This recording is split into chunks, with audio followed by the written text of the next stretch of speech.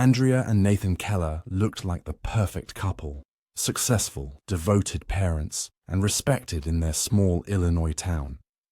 But behind their neatly painted front door was a storm building for years. When Andrea decided she wanted out of the marriage, Nathan didn't just lose a wife, he lost control. And in his mind, that meant only one thing: she had to pay. To outsiders, Andrea and Nathan Keller seemed like the perfect couple. They lived in a quiet, well-kept neighborhood in Ridgeway, Illinois, a town where most families knew each other and neighbors exchanged pleasantries over neatly trimmed hedges. Andrea was 36, energetic, and well-liked by everyone who met her. She had a soft voice, a warm smile, and a way of making people feel like they mattered. She had recently started an online jewelry business and was proud of how quickly it was growing. Nathan, 38, owned a local auto repair shop. He was known for his skill with engines and his no-nonsense attitude. People respected his work ethic, though some thought he could be a bit intense. Together, they had 2 children, a boy and a girl, both under 10, who attended the local elementary school. Their life looked picture-perfect from the outside. But things weren't as polished behind closed doors. Over the years, cracks had started to show in their marriage. Andrea confided in close friends that Nathan had become increasingly controlling. He would question her about her whereabouts, criticize her spending, and occasionally show up unannounced when she was out with friends. At first, she brushed it off as overprotectiveness, but gradually it became clear that it was about control, not care. Nathan didn't like how independent Andrea was becoming, especially after she launched her business and started making money on her own. She no longer relied on him financially, and that changed the dynamic between them in a way Nathan didn't like. Andrea started talking about divorce in late 2021. She wasn't angry or vengeful. She just wanted peace. She wanted to raise her kids in a healthy environment and have the freedom to make her own choices. When she finally told Nathan she was filing for divorce, he didn't take it well. According to her friends, he became more withdrawn and occasionally volatile. He begged her to change her mind at first, but when she didn't, he started blaming her for destroying the family. He told mutual friends that she was being selfish, that she was tearing their children's lives apart. Some of those friends noticed a darker edge to Nathan's words. One even warned Andrea to be careful, but she didn't believe Nathan would ever hurt her. They had been together for over a decade. He was the father of her children. Still, Andrea was cautious. She made sure to document certain interactions, started sleeping with her phone nearby, and even changed the locks on the house. She was moving forward with the divorce slowly, consulting a lawyer, figuring out custody, and trying to keep things as calm as possible for the kids. She told her sister she hoped Nathan would eventually accept things and focus on being a good father. But while Andrea was planning for a new beginning, Nathan was planning something else entirely. Something far more sinister. To him, the divorce wasn't just a breakup. It was a betrayal, and he was already thinking about how to make her pay. The morning after the fire, investigators arrived at what was left of the Keller home. The structure was still standing, but the master bedroom was almost completely destroyed. Smoke blackened, walls, charred furniture, and the lingering smell of gasoline made it clear that the fire hadn't started by accident.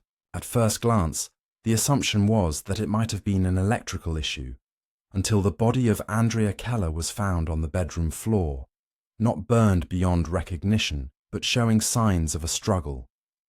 It didn't take long for the fire department to rule out a natural cause. This fire had been set intentionally.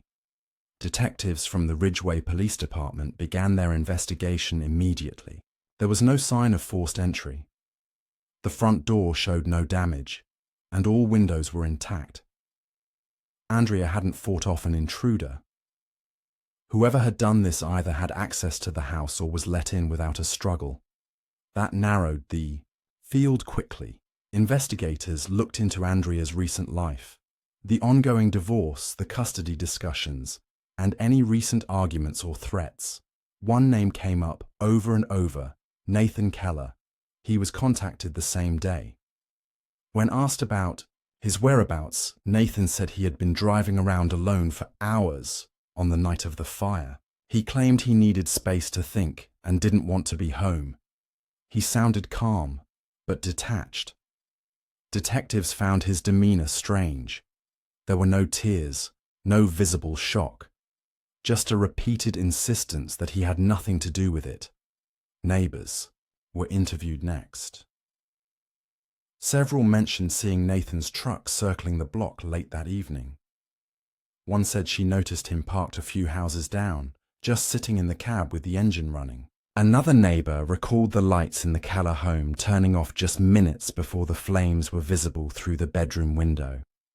Investigators pulled security camera footage from nearby homes and businesses. On 2 separate videos, Nathan's distinct blue pickup could be seen slowly driving past the house at different times throughout the night. Still, this wasn't enough to make an arrest. Investigators needed solid evidence. They began looking deeper. Phone records showed something strange. Nathan had made multiple calls to a number not listed in his contacts. The number was tied to a prepaid burner phone, purchased at a gas station just days earlier. That phone, in turn, had communicated with only one other number, belonging to Marco Diaz, a man with a criminal history for assault and petty theft. Marco had once worked for Nathan's auto repair shop, but had been let go. Over a year ago, when police tracked him down, he denied everything at first. But when confronted with the phone records, he cracked. Marco admitted he had been offered money, $10,000, to scare Andrea. What he described next would turn the case on its head. It wasn't just a scare tactic. Marco said he was given a plan, told when Andrea would be home alone, and shown how to get inside. Nathan, Marco said, had mapped it all out. Marco Diaz's confession changed everything. What began as a suspicious fire was now clearly a murder for hire. The details he gave were chilling in their precision. Nathan Keller hadn't just suggested a vague threat. He had provided dates, times, and instructions. Marco claimed Nathan had spent weeks preparing for the night Andrea would be killed. He knew her routines, her habits, and exactly when she would be alone. Nathan even told Marco about a side window that Andrea often left unlocked, a detail not even her closest friends knew. According to Marco, Nathan promised the job would be easy. He said Andrea wouldn't fight back. The plan was to enter late at night, confront her, and make it look like a break-in gone wrong. But Nathan was too paranoid to leave anything to chance. He gave Marco gloves, a mask, and even a prepaid cell phone with one number programmed into it, his. He told Marco to call only in emergencies and to destroy the phone immediately after the job. In exchange, Marco would receive $10,000 in cash, half up front, half after the job was done. Marco admitted that he entered the house through the side window as planned. Andrea was asleep. She woke up when she heard the noise, but it was already too late. A struggle broke out. Marco claimed he didn't intend to kill her, only to scare her into backing off the divorce. But when she fought back, panic took over. He strangled her with a bedsheet. Afterward, he called Nathan in a panic, saying things had gotten out of control. Nathan told him to stay put and arrived minutes later. What happened next, according to Marco, was calculated and cold. Nathan brought a gas can with him and walked through the house, pouring gasoline in the hallway, the bedroom, and near the exits. He told Marco they had to make it look like a house fire, an accident, or maybe even a suicide. Nathan lit the match and told Marco to leave through the back door. The fire caught quickly, flames spreading across the furniture and walls. By the time first responders arrived, Nathan was already gone, back in his truck, driving around to build an alibi. Investigators now had more than just a motive. They had a timeline, a witness, and a murder plot mapped out in alarming detail. Still, they needed physical evidence to support Marco's claims. Forensics teams re-examined the crime scene with a focus on accelerants. They found gasoline residue not just in the house, but also on the doorknobs and bedroom carpet, consistent with an intentional fire. Surveillance footage showed Nathan's truck near a hardware store where a gas can identical to the one used was purchased 2 days before the fire. The receipt was found in his trash. Detectives also discovered security logs from the Keller home system. On the night of Andrea's death, the alarm had been disabled remotely from Nathan's phone. He had full access, and the system showed it had been turned off just 30 minutes before Marco entered the house. All signs pointed to a plan carried out with precision. Nathan hadn't lost control in a moment of rage. He had orchestrated every detail. With Marco Diaz's confession and mounting evidence pointing directly to Nathan Keller, detectives moved swiftly. A search warrant was executed at Nathan's home and his auto repair shop. What they found only confirmed what they already suspected. This murder had been planned down to the smallest detail. Inside a locked safe in Nathan's office, investigators discovered a leather-bound notebook. At first glance, it appeared to contain random scribbles, phone numbers, lists, reminders. But as detectives flipped through its pages, a disturbing pattern began to emerge. Hidden between notes about car parts and inventory were entries that revealed a deep obsession with Andrea and the divorce. Phrases like, "She's taking everything," "must protect what's mine," and "no more options left," were scrawled in Nathan's handwriting. One entry stood out. "If she walks away, she'll ruin me. She doesn't get to win." It was written just 2 weeks before Andrea's murder. The notebook also included a rough timeline, dates that lined up with Marco's confession, including when Nathan allegedly purchased the burner phone, paid Marco, and shut down the home security system. There were reminders like "check gas can," "wipe fingerprints," and "confirm she's alone Thursday." It was more than just damning. It was a blueprint for murder. In the garage behind Nathan's shop, investigators located a set of work boots tucked behind a pile of tires. Forensic testing revealed traces of gasoline on the soles and a faint smear of soot that matched the residue found at the scene. Though the boots had been scrubbed, the chemicals used weren't strong enough to remove all evidence. On a nearby workbench, police found a receipt for a prepaid phone purchased just days before the fire. It matched the one Marco used to communicate with Nathan. Nathan continued to deny everything. During questioning, he insisted that Marco had acted alone and that he had no knowledge of the plot.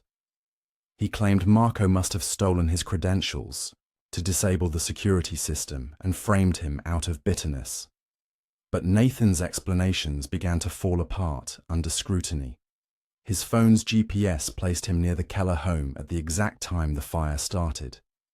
The surveillance footage from the neighborhood clearly showed his truck making multiple passes, and Marco's phone records showed consistent contact with Nathan leading up to the night of Andrea's death.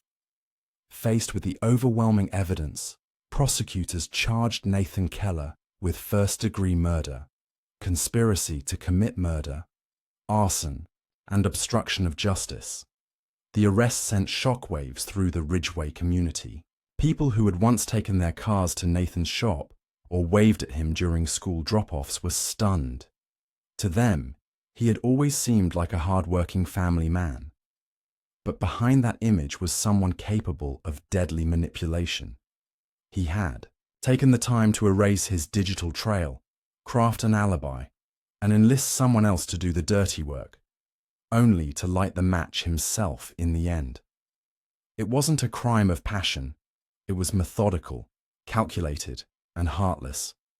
And the worst part, he'd done it knowing his children would wake up without their mother. The trial of Nathan Keller began nearly a year after Andrea's murder. It was held in the county courthouse, just a few miles from where the crime had taken place. The courtroom was packed on the first day.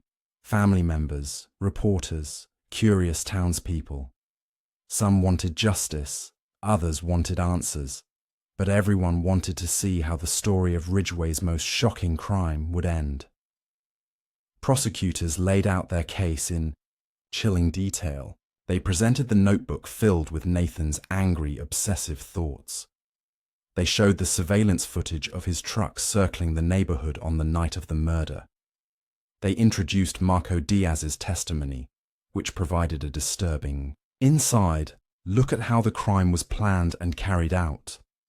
Forensic experts explained how gasoline residue on Nathan's boots matched accelerants found at the crime scene, and the security log, showing the home alarm system had been disabled from Nathan's phone, was the final nail in the coffin. The defense tried to discredit Marco's account, painting him as a career criminal who fabricated the story to get a lighter sentence. They argued that Nathan had been emotionally distressed over the divorce and had taken long drives at night to calm down, not to stalk Andrea. They claimed the burner phone was planted. The notebook, they said, was nothing more than a collection of private thoughts taken out of context. But the jury wasn't convinced. The evidence was too strong, the planning too detailed, the timing too precise. After 2 weeks of testimony and just under 3 hours of deliberation, the jury returned with a verdict, guilty on all counts. Nathan Keller was sentenced to life in prison without the possibility of parole. The judge called the crime a cold, calculated execution and said Nathan had shown a disturbing lack of remorse. Andrea's family wept in the courtroom. Her sister read a victim impact statement describing how Andrea had dreamed of starting over and building a better life for her children. Instead, her life was stolen by someone who refused to let go. But the story didn't end there. Months after the trial, authorities received a tip that raised new concerns. Marco Diaz, now serving time in a state prison, was found dead in his cell. Initially, it was ruled a suicide. But a deeper investigation revealed something far more sinister. Letters were found in Marco's cell, hidden beneath the mattress. They were from an outside contact who had been corresponding with him under a fake name. After tracing the source, officials discovered the contact had ties to an inmate who had once worked at Nathan's auto shop. The implication was clear. Nathan had used someone on the outside to silence Marco. He was still trying to cover his tracks, even from behind bars. As a result, prison officials placed Nathan under heightened security, and a separate investigation into conspiracy and witness tampering was launched. Despite everything, Andrea's loved ones chose to focus on her memory. Her sister took over her jewelry business and turned it into a small non-profit, using the proceeds to support domestic violence victims. The pain would never fully go away, but in time, the community began to heal. Nathan tried to destroy Andrea's life and legacy. In the end, all he did was destroy his own.